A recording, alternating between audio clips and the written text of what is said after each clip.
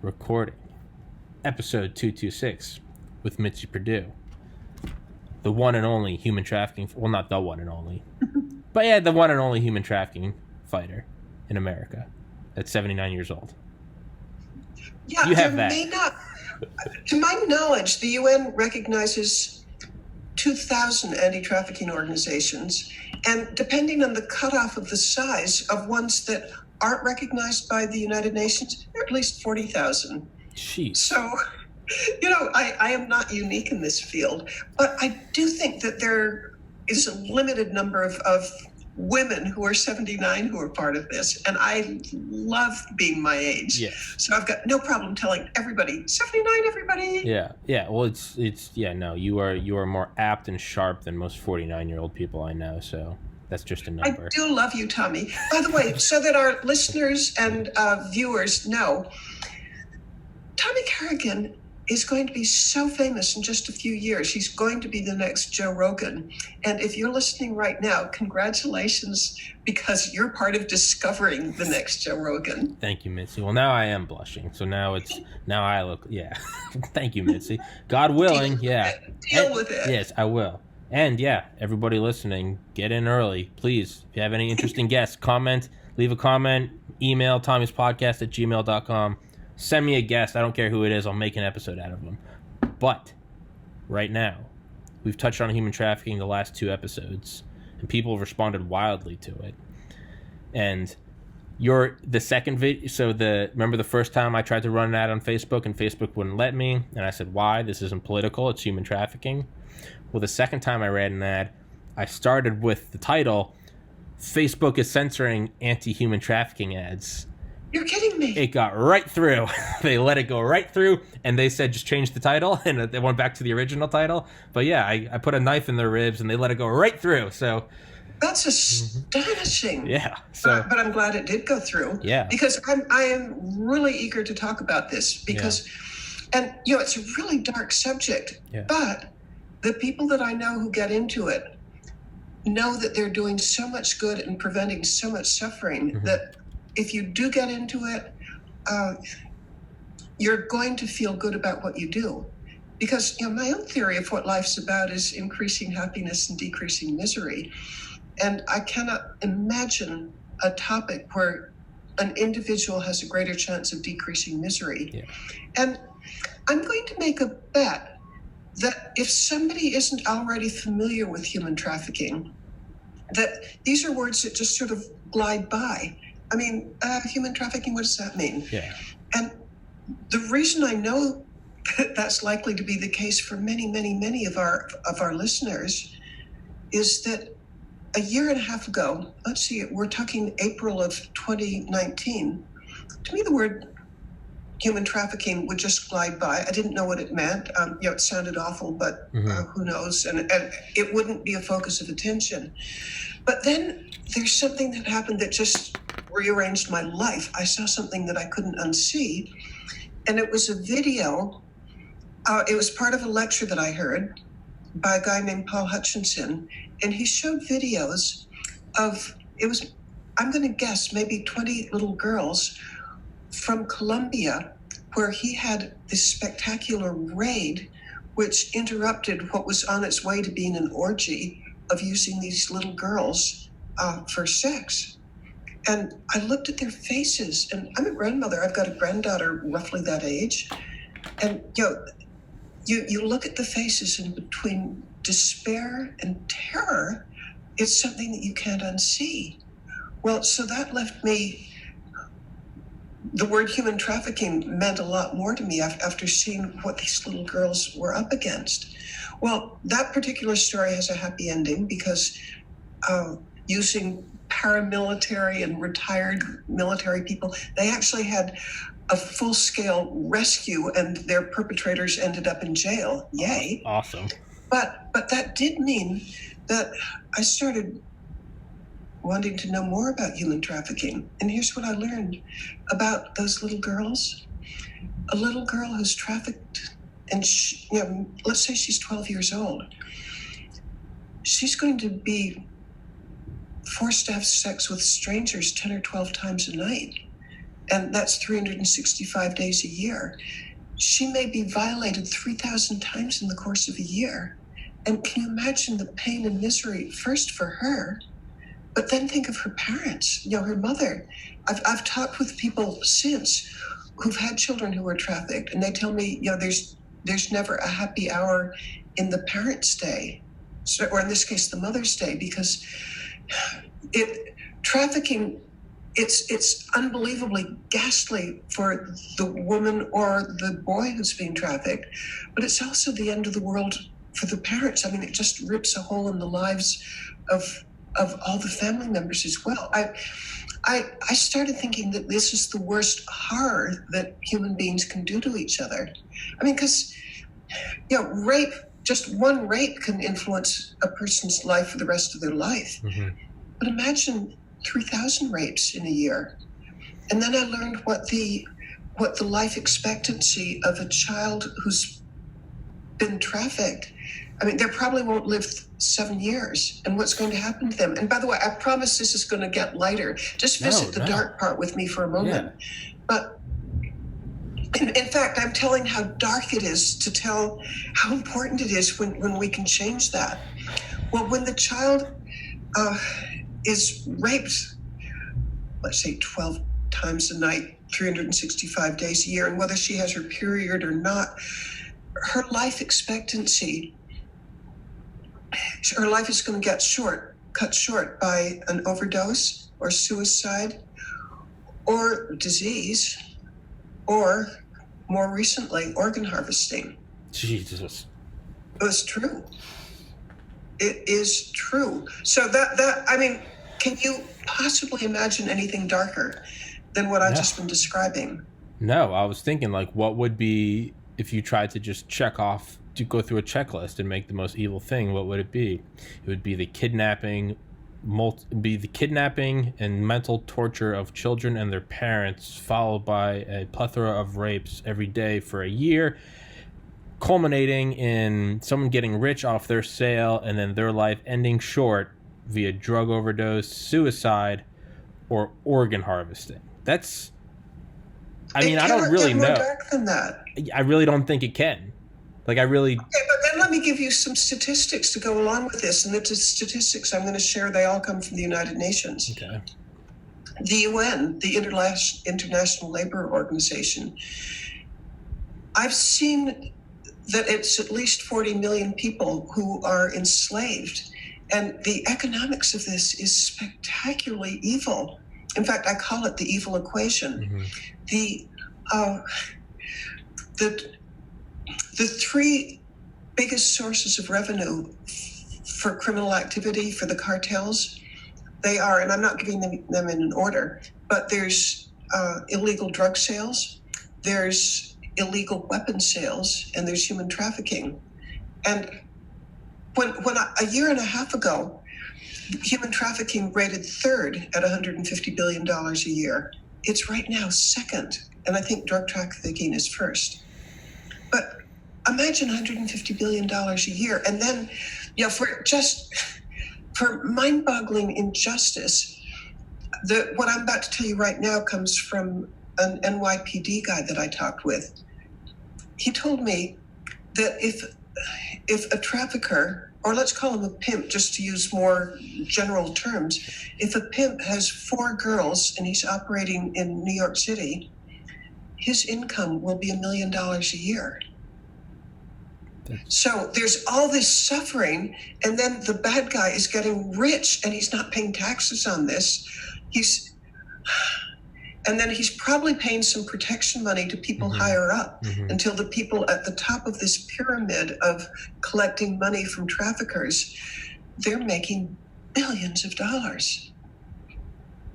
That's, yeah, I mean, that's. If we're going to get into injustice, the suffering is as extreme as it can get, and the profits are as extreme as they can get. So I call the evil equation of human trafficking inconceivably huge profits, almost no deterrence, because the odds of a trafficker doing jail time are, globally speaking, less than 1 in 100. So with complete impunity, they're wrecking people's lives in the most evil possible way. And human trafficking is explosive. I can't swear that what I'm about to say is, I don't have firsthand knowledge of it, but I've been told by somebody who works in the field that COVID-19 has resulted in a 40% increase in human trafficking.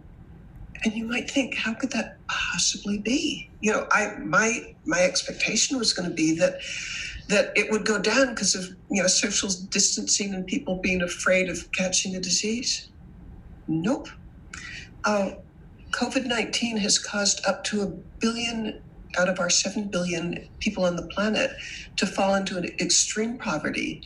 And when there's extreme poverty, people will do anything to make a living. Mm-hmm.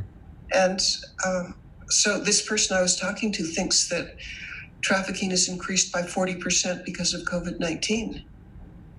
Good Lord in heaven. And this is just more wild speculation, so with a grain of salt, but what are where's the organ harvesting capital of the world? And where did COVID arise? I'm not going to make any more distinctions between that for fear of YouTube going full gulag and censoring me, but those are two objective facts. Where's the center of organ harvesting? Per capita and percentage and gross. And where did COVID... I don't know, but if it's an evil equation, you can jack up your 150 billion by 40%. Good Lord. Okay, so, I said that I'd get into something more upbeat because there's so much that individuals can do about it. Human trafficking flourishes because people aren't aware enough of it. And the traffickers are so deliberate about keeping people quiet. Like I was talking with another guy from the NYPD, New York Police Department, who was telling me that the traffickers are just so good at first from keeping the girls from escaping, and second,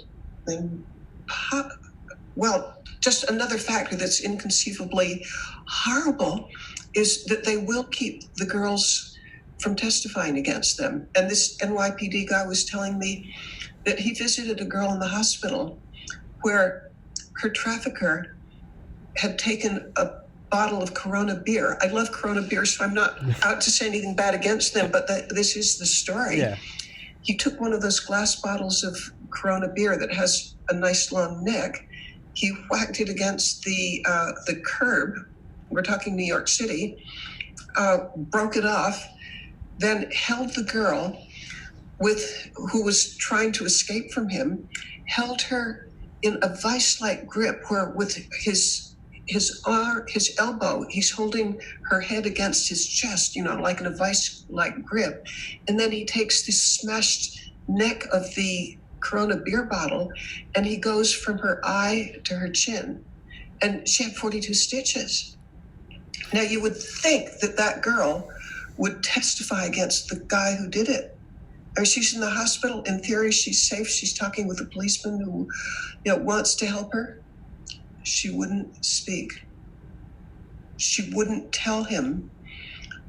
She told him what happened, but she wouldn't finger the guy who did it. And when she left, the NYPD guy has ways of knowing that she went right back to being trafficked by that guy. He told me that they'll threaten like your baby brother, mm-hmm. or they'll threaten to kill your parents, mm-hmm. or they just have ways of keeping people from testifying. Mm-hmm. Okay, now let's get to some good stuff. Okay. The evil equation is that there's no deterrence and there's fantastic profits. But the country of Taiwan has just a brilliant way that I want the rest of the world to copy. Taiwan has done something so brilliant.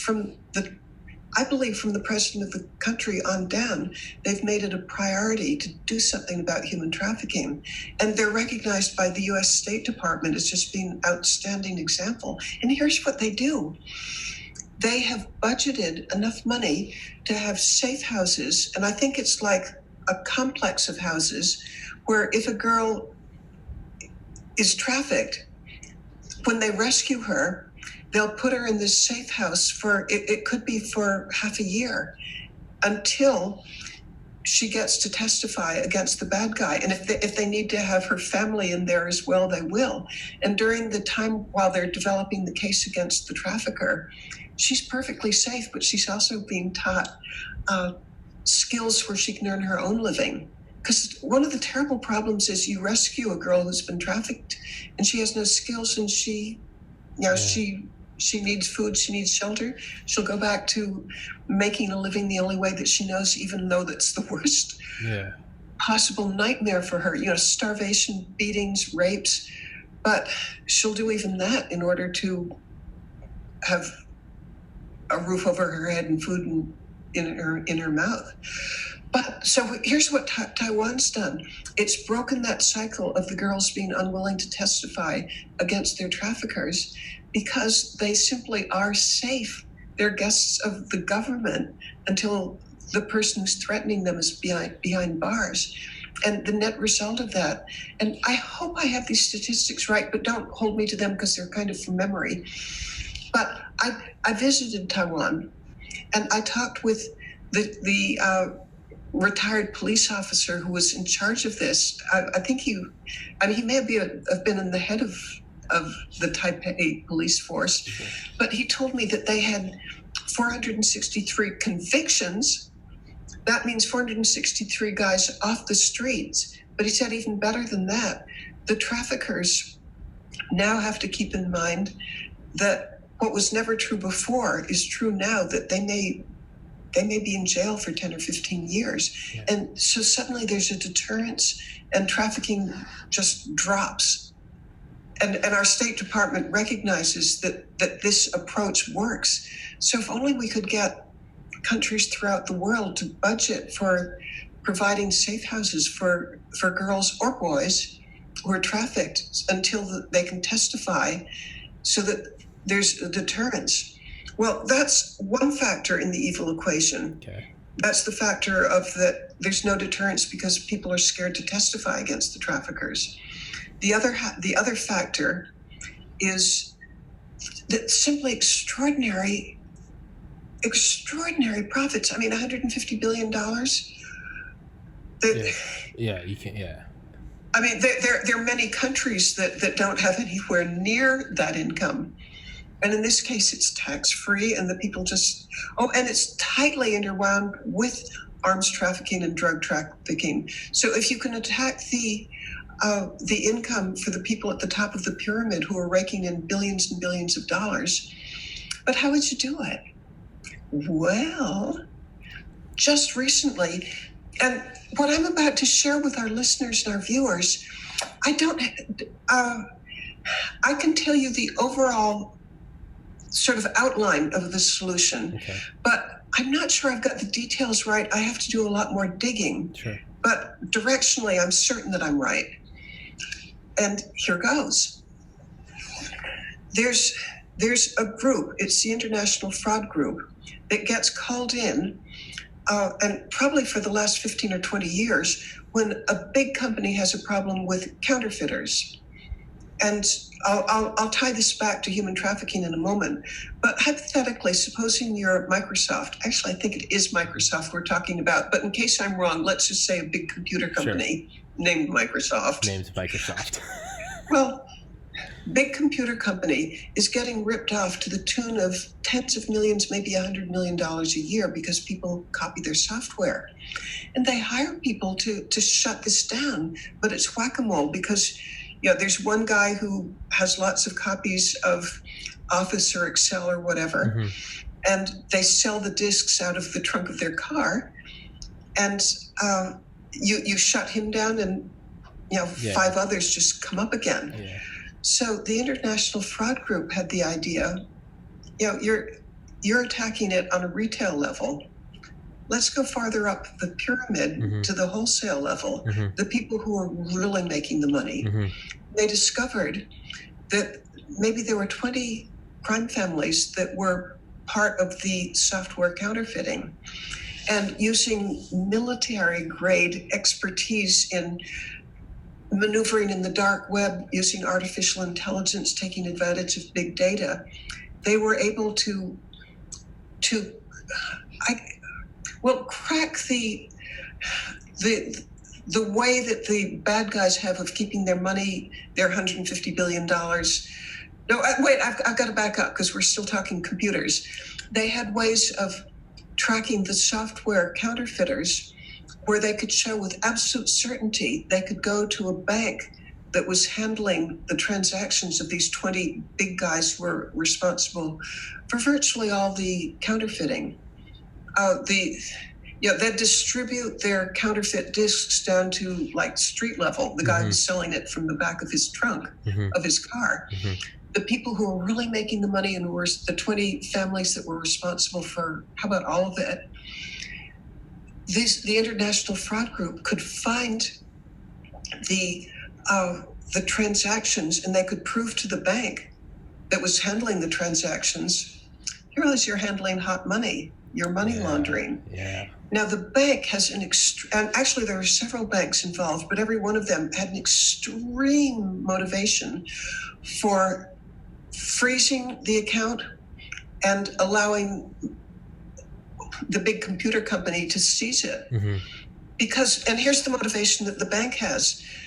If you can prove beyond any shadow of the doubt, which they are able to do, that you're doing money laundering, the reputational damage to the bank is an extinction level event. Yeah. The bank wants to cooperate.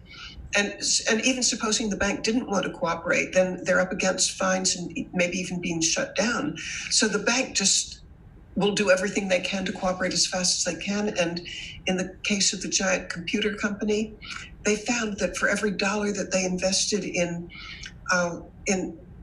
paying for ultra high level, as I said, military grade experts who could track down the big guys and seize the accounts, they made $20 to $30. So it was just a fantastic investment for the bank. Okay. And this is true of a whole lot of other organizations that are up against counterfeits, drug companies, for instance. And I've heard the name Pfizer, but I won't swear that Pfizer's one of them, but I kind of think it is. They pay people to find out and freeze and seize the assets of the counterfeiters. And guess what? The counterfeiter's up against a terrible problem because, first of all, he's not getting his $30 or $50 million that he was hoping for. But then on top of that, he's got a whole ecosystem of like lawyers and accountants and administrative support that he can't pay. And it becomes just a total bust for him. And the big software company whose name, Microsoft, I haven't been mentioning. I know I'm directionally right in this, even if the details aren't correct. But the counterfeiters go elsewhere because it's no longer a viable business model for them. If they work hard illegally and make all this money, and then the big software company takes it, I mean, it shuts it down. So it's an extraordinarily effective model.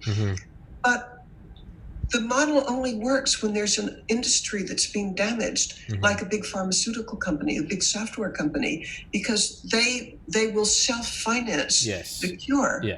And you can't count on local law enforcement to do it, even though they'd love to do it.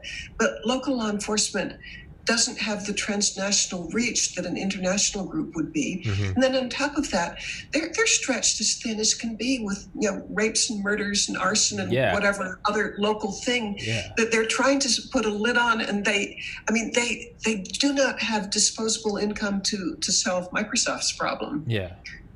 Well, what if we could do something similar with human trafficking?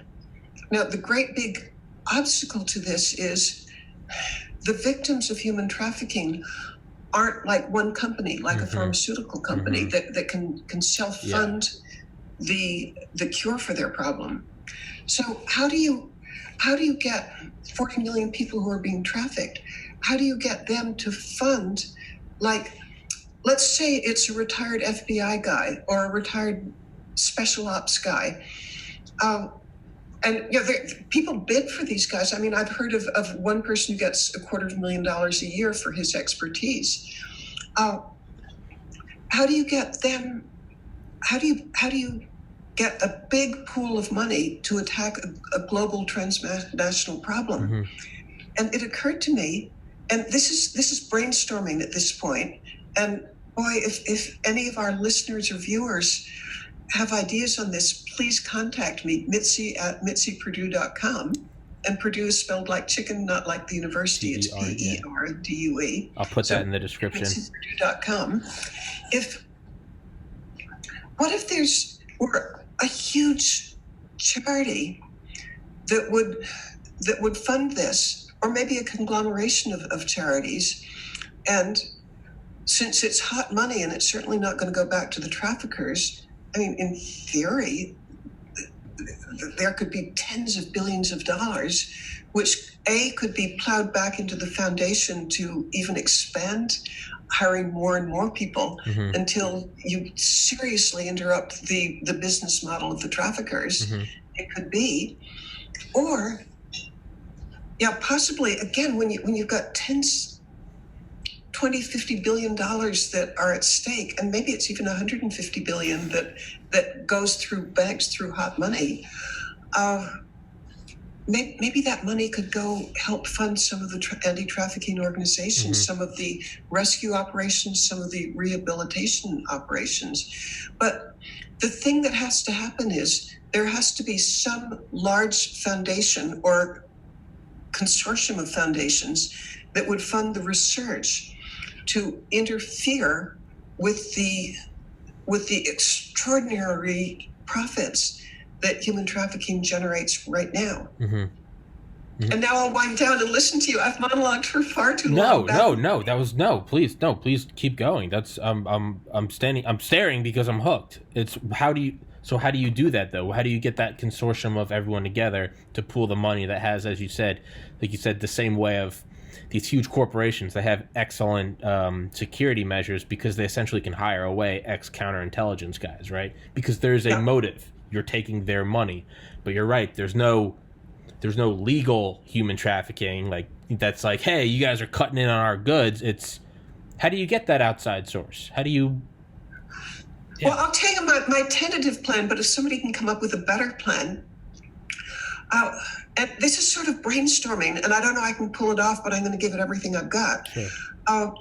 It occurred to me that if I could give a TED Talk, and you have to audition to even give a TED Talk, and most TED Talks don't have huge audiences. I mean, we hear about the ones that have 10 million, but most TED Talks actually don't have huge audiences.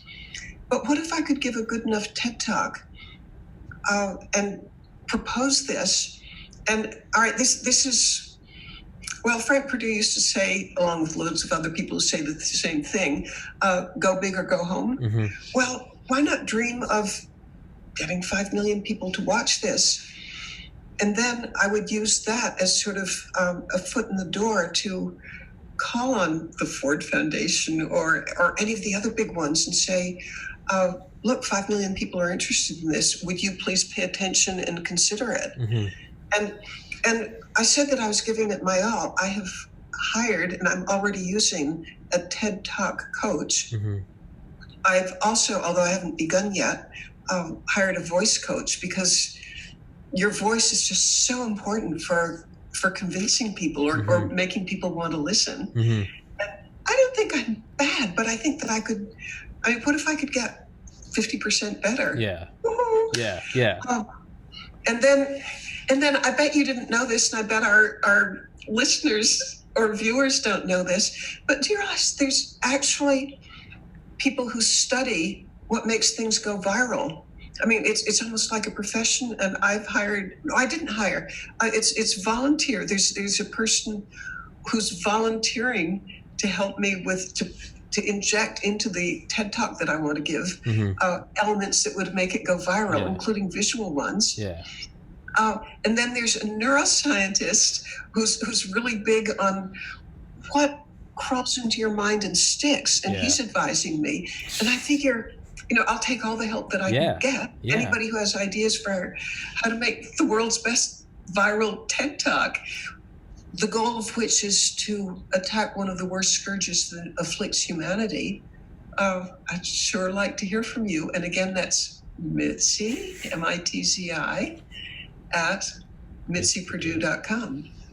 That's the way you got to go about it, though. You're right. Is you got to take it like a military operation. You know, it's like if you ever see like behind the scenes or something in like the NFL or the NBA, and like you see them out, you're like, sure, these guys practice around the clock, but you see in the locker rooms, and it's just like different things they're doing, or different therapeutic things they're doing, or different. You're like, what the heck is that? And you realize you're like, oh, these businesses, because each team is a corporation, like they have billions to throw at different therapies and stretching, and it's because it's a game of inches, literally and figuratively, to where they're like, yeah, push it forward. They're giving it everything they've got. I'm giving it everything I've got. Yeah. I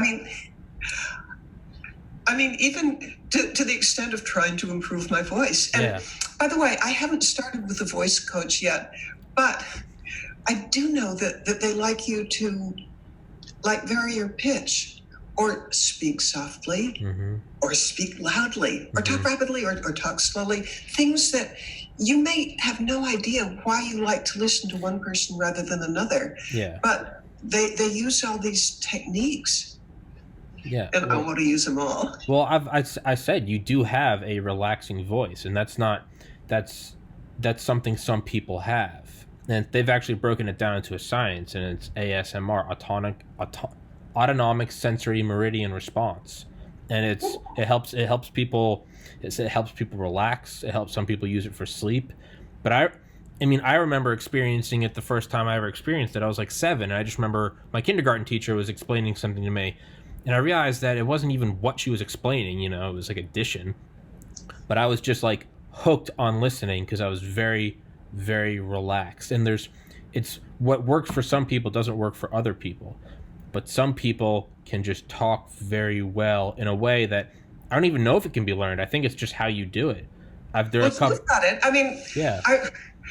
I've tagged you as the next Joe Rogan, and it's partly because you've got a great voice. Oh, thank you. But then on top of that, you ask great questions, and you're responsive. I mean, you've got it. You've got it. I wanted to share while we're on this subject of voice. I'm a member of the National Speakers Association, and they have all these wonderful events where speakers can go and up their game. Well, one of these, it was a national convention where I heard the following. There was this guy, and he stood up in front of probably 2,000 or 3,000 people, and he spoke in absolute gibberish. There was not one word that was an English word, although it kind of sounded, it sounded like English. But everybody we were all on the edge of our chairs listening to him, because, you know, he'd have this intonation, he'd you know, his voice would rise and fall, and it would just carry you along. And he did it without saying a single word in any known language. And the point of all this was to convince us how important voice is. Yeah. That somebody talking nonsense can have you hooked. Yeah. I mean, if there's proof of it, that's it. Yeah, just not even saying anything in a known language, just because it can all be broken down into a science, and everything can be broken down. I mean, I know McDonald's puts the benches in their restaurants, they put them at like a 2-degree angle down, and it's because they want you to come in, right? And they want you to buy, but once you sit down, once you've bought your product and you're eating, you're dead weight to them. You're no longer buying anything. Now you're just taking up their room, using their bathrooms. So they want you to come in. They use everything to pull you in, you know, the colors and the smells and the whatever. But their seats are actually designed for you to not stay there any longer than you finish your meal, but then you don't do this and relax. They want you sitting there and just unconsciously just going like, let's leave, because you're not enjoying it. But every little thing can be, point of that is it can all be broken down into a science, right? It's like rhymes and alliteration. It's shown that it acts as like, those are like natural scaffolding for your brain. Like you will remember things, you know, that's why there's acronyms. That's why there's, you know, or in 1492, Columbus sailed the ocean blue. It's little things that you remember. Please excuse my dear Aunt Sally, that instead of parentheses, exponents, you know, it's, so yeah, I mean, that's the way to go about it. And to really wrap it around, that's how you have to face these people, these human traffickers, who are also going at it with a military operation mindset. They're not just winging it. Hey, maybe it works, maybe it doesn't. I mean, when you're literally trafficking human cargo, they are cutting every corner they can, or in your case, cutting that woman's face. It's so literal and figurative cutting of corners. You have to go against it with that. You have to go. You can't just waltz on in and, hey, let's end human trafficking. You know, you got to lock and load and be like, if we're going to do it, we're going to do it. If we're not going to do it, let's not do it. So I think it's beautiful. Well, as I said, I'm giving it everything I've got. You are. I have to leave now, alas. I know. I hate to. No, you said 30 minutes. I got you. I'm sorry. I didn't cut it off. Okay, but please invite me back because, here I want to motivate you to invite me back. Okay. Here it is. Okay. After I've had a month or so of voice coaching, let's see if there's a difference. Absolutely. I would It'll love be fun to find out. Well, I was going to ask you. I said you have to come back on and see if I can tell. Because otherwise, you got to go smack your voice coach around. But yeah, Mitzi. You are always allowed on this podcast. You have a running guest slot. Very few people have that. Love it. Very few guests have that. But I've given them running guest slots, less than 5, where they can just walk on. You're just absolutely the greatest. And 5 years from now, I'm going to say, I knew him before he was rich and famous. Yeah, you do. You can be like, hey, look, I was on episode 226, now he's on episode 5000. I was there in the originals. I was there when he was still above his parents' garage, right? Yeah, it's so there you go. Well, thank you, Mitzi. Mitzi Perdue, winthisfight.org, and I'll put it in the description in the top comment. And I will email you with those guests we discussed before I started recording that I would definitely love to follow up on. Sound good? Well, till next time, and I look forward to it very, very much. All right, Mitzi, thank you so much. Stay safe, God bless, and thank you for everything you do. Thank you. Bye. Bye-bye.